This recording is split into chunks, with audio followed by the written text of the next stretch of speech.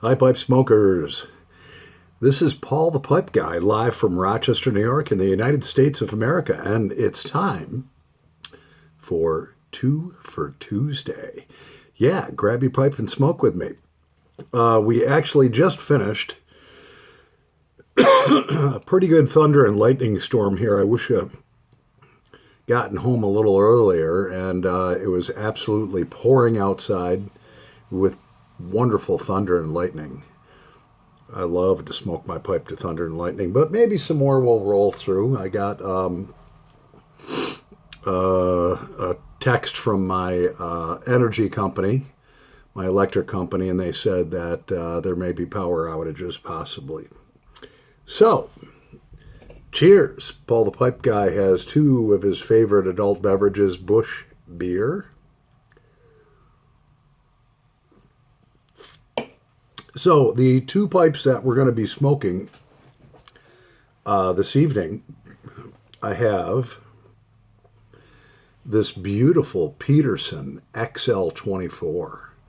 I just love the lines on this, the way the shape of the pipe is. It's a big, solid pipe. That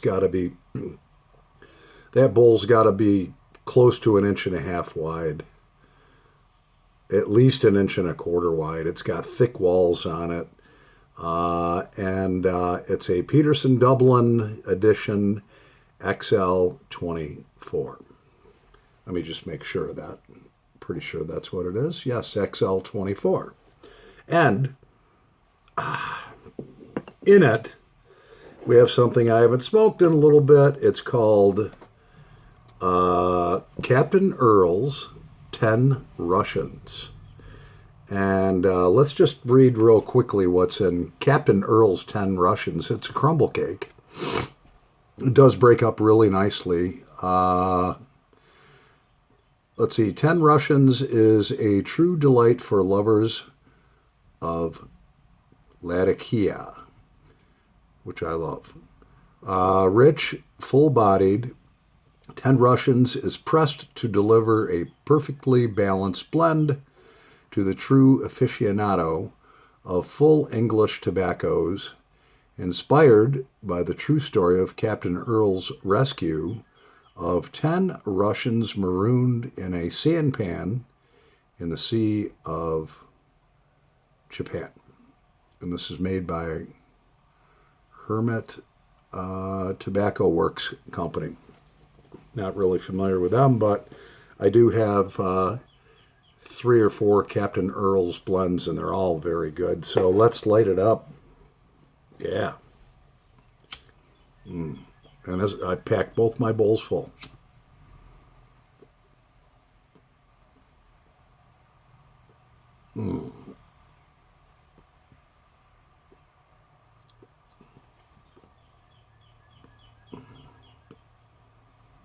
Love that smoky.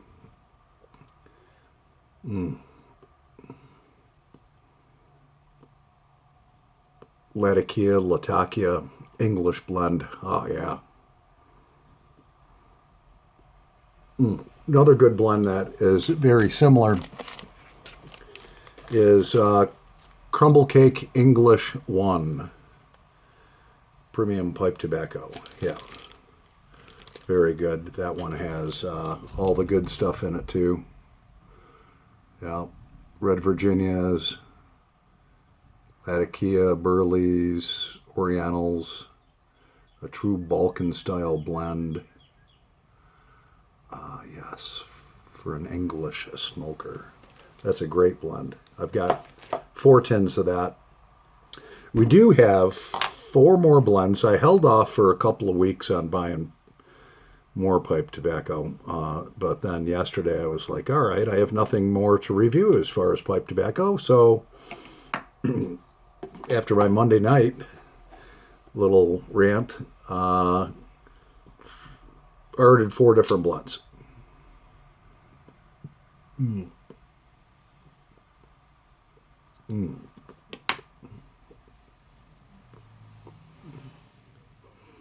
This Captain Earl's 10 Russians does pack a punch.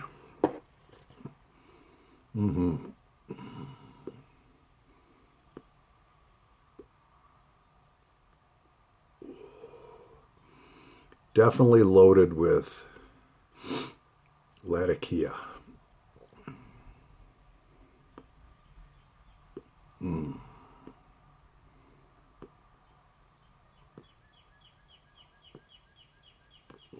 Oh, and it is good. It is just so good. And these Peterson pipes, they have such a great draw. They're 9mm filters. I don't use filters in my pipes. And that pipe's easily a good 6 inches long, depending on how you measure it. Just a great pipe, very, very well made. And I got this one for $69. It was on a special last year. They're running a special on limited edition Dublin pipes where you basically picked out whether you wanted a smooth bowl, a rusticated bowl, or a sandblasted bowl. And then if you wanted a straight stem or a bent stem. And it came as a surprise because you didn't know what you were going to get. You knew you were going to get a bent bowl, and if you pick smooth, it would be smooth, but you didn't know the bowl size or anything like that. And this is actually one of my very favorite pipes. It smokes so well, and just the design and the lines and the fit and the finish is just phenomenal. A true artisan pipe maker must have worked on this one. Yeah, definitely. Oh, so at work today, it was hot as blue blazes. So hot and so humid. And tomorrow's supposed to be worse. In fact, the news said that if anybody has breathing problems, they should stay at home, which, even though I smoke cigarettes, I don't have breathing problems. But let me tell you something. You have that welding coat on, those welding gloves, you're sitting in front of almost 2,000 degree molten metal all day, welding with that plastic helmet on. It had to have been 130 degrees in the shop. It was just unbelievable. So I'd work for about an hour, and then just my welding jacket was absolutely soaked with sweat. And I would take that off and stand in front of the fan for a few minutes.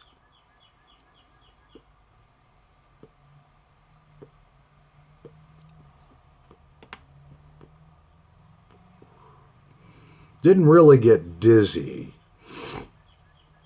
but there were times where I kind of just felt a little, ooh.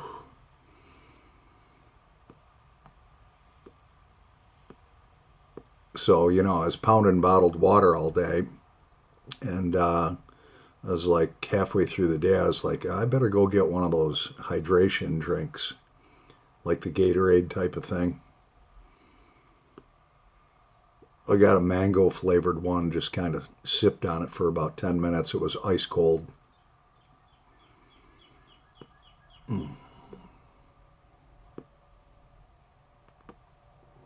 Well, it appears our storm might have rolled off.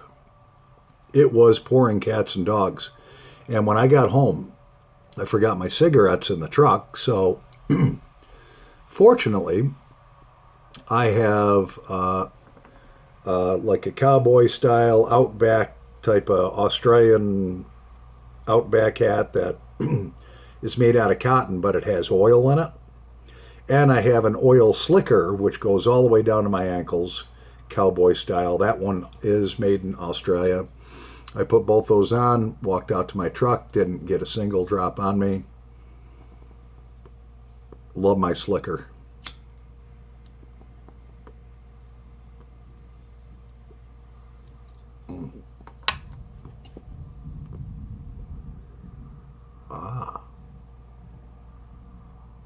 Hark. Do I hear more thunder and lightning rolling in? I hope so.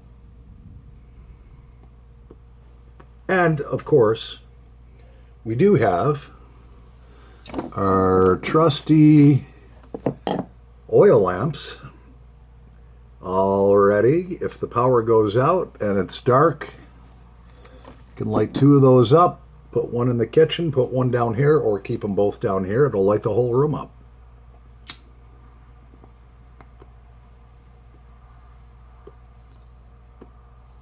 I remember when my kids were little, if we had a thunder and lightning storm, uh, I always have, and I have Coleman propane lanterns, which actually illuminate 10 times brighter than those oil lamps do. But like that oil lamp will burn for 36 hours, where you can go through a lot of propane with the Coleman lanterns. But so when my kids were little kids, uh, if the power went out, first thing they did was come out of their rooms. I went into the garage with a flashlight. I'd grab the Coleman lanterns and I would light them up. And we would sit and play blackjack. My daughter Brianna learned how to play blackjack at like 6 years old. If the power went out in the wintertime, first thing we did, get the Coleman lanterns out. I'd go out and get some wood. I'd fire up the wood-burning stove, which not only heated the place, but it was a very, very expensive wood-burning stove. Not only heated it, but it would illuminate the whole living room. It was just wonderful. We lost, and keep this one in mind for if your power goes out, and you do have these available to you. They make these garden landscape lights, and the sun charges them. They're the word slips my mind now. So basically, they're lights, and they have like a solar unit on the top of them, usually a little square about that big.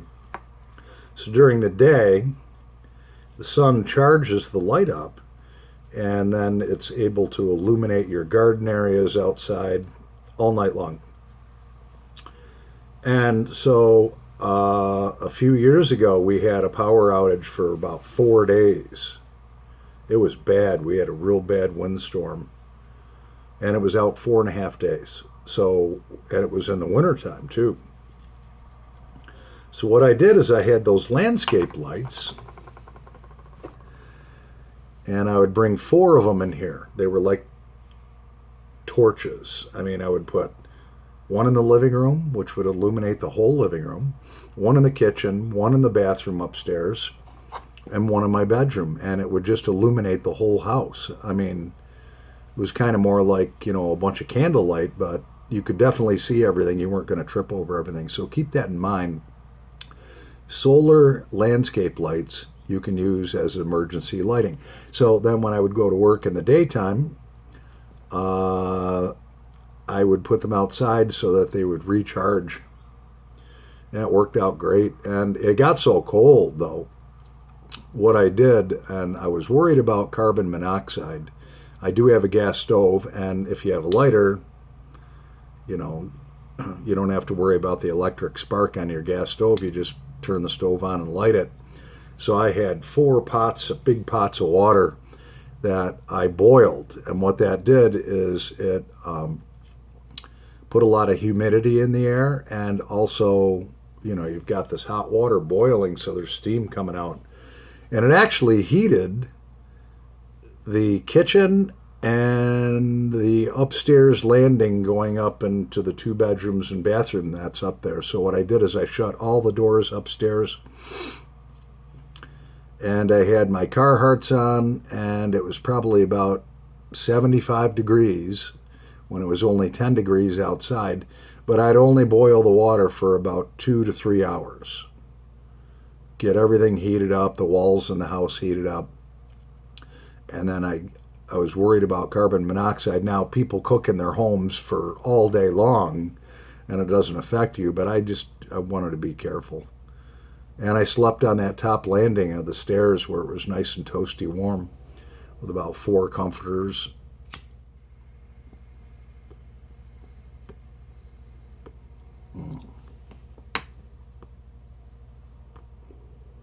Oh yeah, Captain Earl's.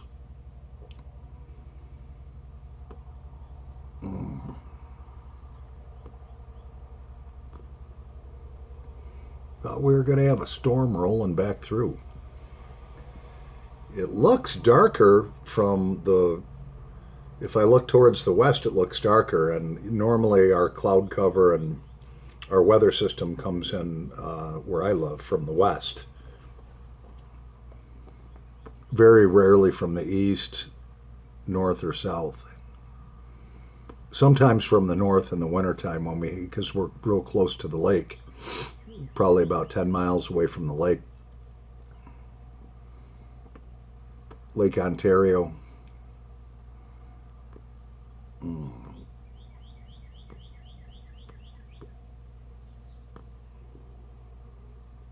right. This smoke is so good. It is strong. It's all that Latakia in it, Latakia.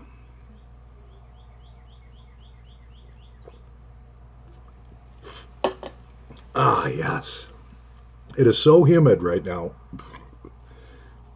My Busch beers are sweating. I don't know if you can see it on the video. They're even dripping. They're definitely sweaty. Very sweaty.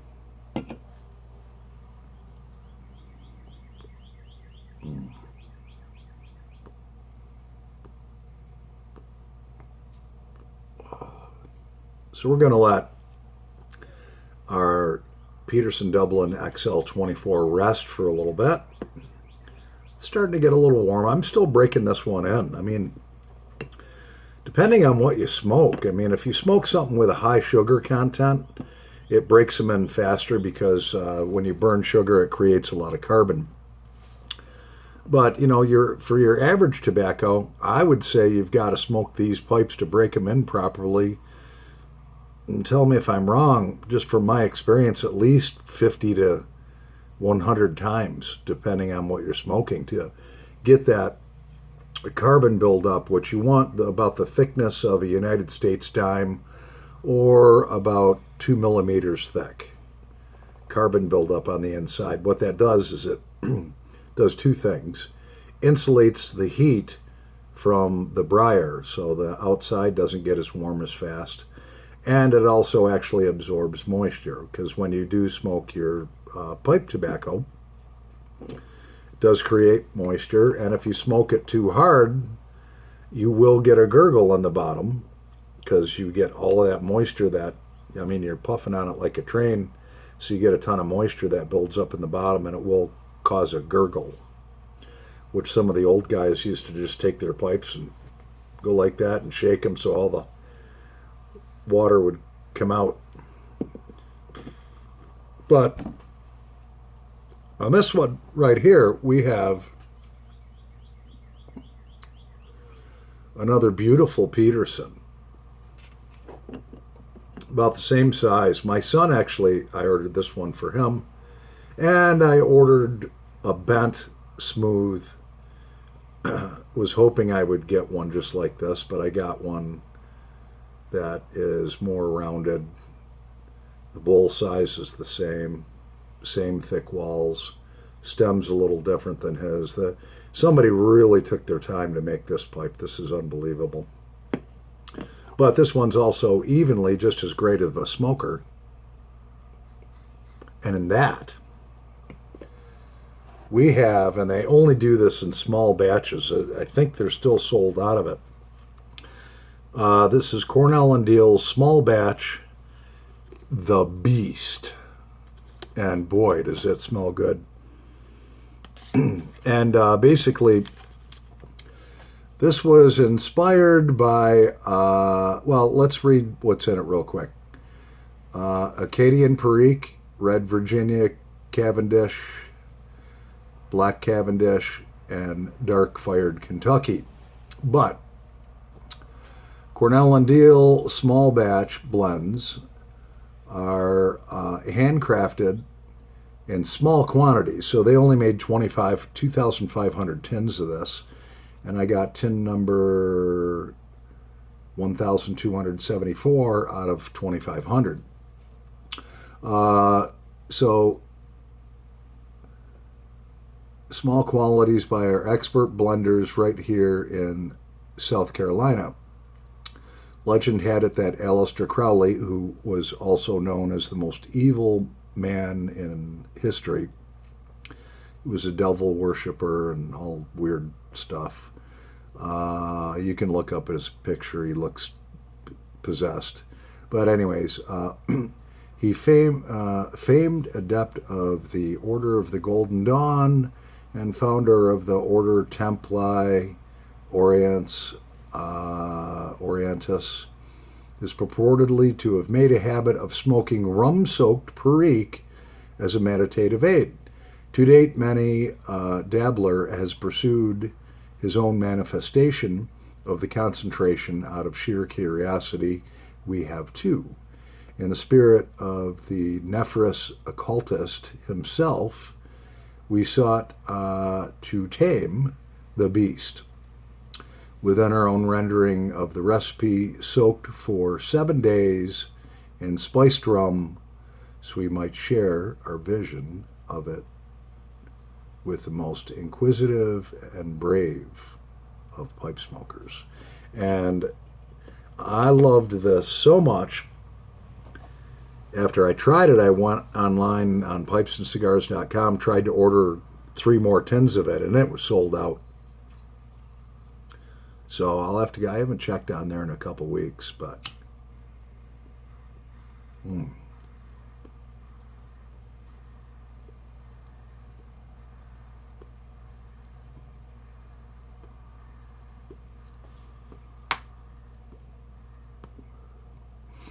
surprisingly, the Beast is a pretty smooth smoke.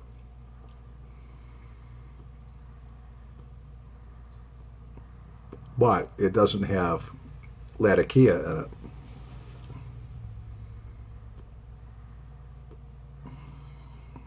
Or Latakia.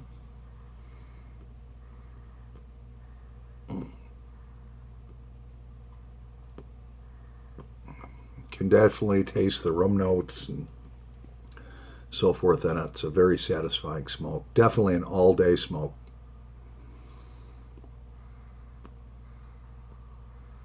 A lot less potent than the Captain Earl's 10 Russians. That one. Oof. By the time I was done smoking half that bowl, not even half a bowl, I started getting a little nicotine rush. So both these bowls are filled up, and they're pretty large-sized bowls. I mean, you can see next to my thumb, they're pretty good size. They hold a lot of tobacco.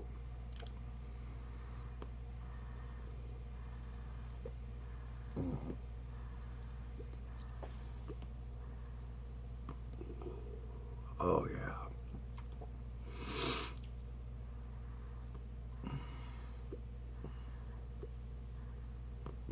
I have a lot of blends that I haven't smoked in a long time, and these are actually, and I think 1.5 or 2 ounce pouches, and I put them in freezer bags because, you know, you're only going to get a few months out of these if you're lucky, even if you seal them all back up before they start to dry out a little bit. But I had purchased some Brigadier Black. It came in a 6-pack. There was 6 different pouches. I still have them all, so 2 pouches to a freezer bag. And I haven't smoked any of that in a while. I'll have to try that maybe for Thirsty Thursday.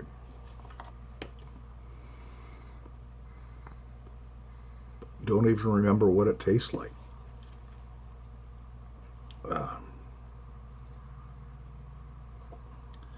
Thought we might get some thunder and lightning back, but I don't know.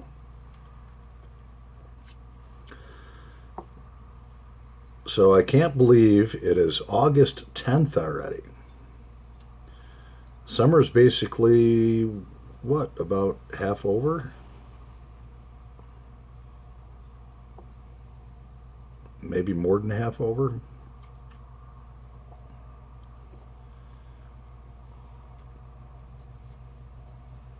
Oh, yeah.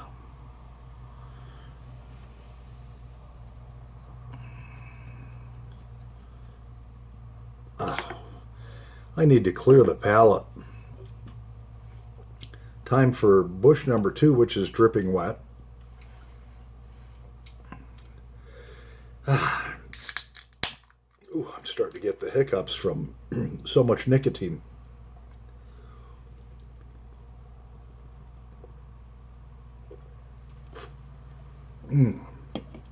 That's how you can tell when you're smoking too hard, too long, for too long. Because you still get nicotine even though you don't inhale that pipe tobacco. Still going to get nicotine in through the veins and the capillaries. If you get too much in, yeah, it will give you the hiccups. Ugh. I'm going to let both these bowls rest here for a little bit. So here's my rum soaking project for my apple aromatic, which I actually blended this one myself. I took apple aromatic and put some Latakia in it to give it a smoky apple flavor. And then a good portion of rum where the tobacco's just, it's soaked. I got it this time where there's only a tiny, tiny puddle in the bottom, which is just where you want it. Why waste the rum? I mean, the tobacco's only going to absorb so much rum. So we'll shake that one up. And then we have our Scotty's Butternut Burley, which is now going to be Scotty's Rum Butternut Burley. And I did some Scotty's Butternut Burley using bourbon, which actually came out really good. I have that in this tin here. And it actually came out real good. You can smell the vanilla along with the rum, and it came out nice. Still a little on the damper side, but I'm just letting it kind of age in this tin. Not putting this one in a plastic bag. Oh boy, thank God those hiccups are gone. Well, I really thought we were going to have a good storm here. Kind of disappointed. Yeah. So,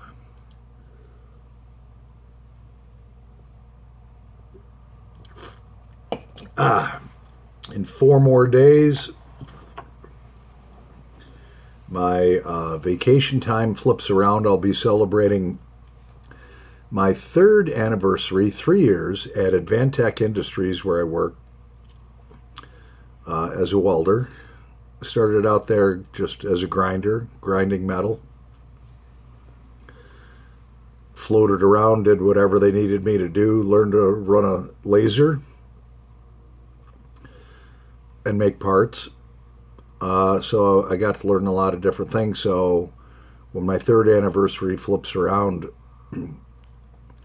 I'll have my 2 weeks vacation will refill, which will be nice. But I'm the type of guy, I haven't taken a real vacation since 1997. I took a real vacation in 95, which was my honeymoon after I married my wife. We went to Aruba. And then 2 years later, we went back to Aruba again. And I haven't gone anywhere since then. Maybe day trips or something like that. But I kind of like to divvy up. I'm kind of a homebody now as I've gotten older. And so I kind of like to divvy up my time where if I want a long weekend, I'll put in for a vacation day on a Friday. So you have Friday, Saturday, and Sunday off. You know, that type of thing. I mean, with this COVID thing and that, and I mean, And now you can't even go from the United States to Canada unless you have, I think, at least an enhanced driver's license or a passport. You can't go anywhere without a passport anymore. Don't have one of those. Let's try another puff off of the Beast. Cornell and Deal the Beast. Yes. Let me read again what's in it. It's rum soaked for 7 days. Perique. So it has Acadian Perique, which has been rum soaked for 7 days. Red Virginia Cavendish. Black Cavendish. Dark Fired Kentucky. And if you can get a chance to get some of Cornell and Deal's The Beast, buy a few tins. You'll be glad you did.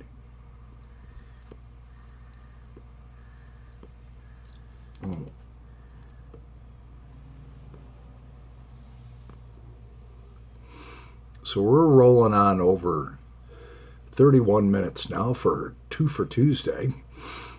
If these storms come back, I will have a little storm video where we have maybe another smoke together.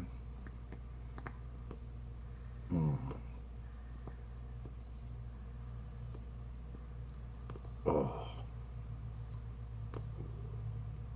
the Beast is so good. Anyways, I am Paul the Pipe Guy, live from Rochester, New York, in the United States of America. Thank you so much for tuning in for Two for Tuesday. Subscribe to my channel. I'm up to 364 subscribers. I've gotten 4 this week, which is great. I love to see it. I'm shooting to get to 1,000 subscribers by the end of the year. I don't know if that will happen or not, but that is the goal. So if you guys like my channel, I accept any shout outs. So any of you other YouTubers, if you could give me a shout out, if you would give me a shout out, my channel is Paul Gilson, Gilson, aka I go by Paul the Pipe Guy. And I'd love it. Let me know that you gave me a shout out, and I'll give your channel a shout out too. So subscribe to my channel and hit the little bell reminder.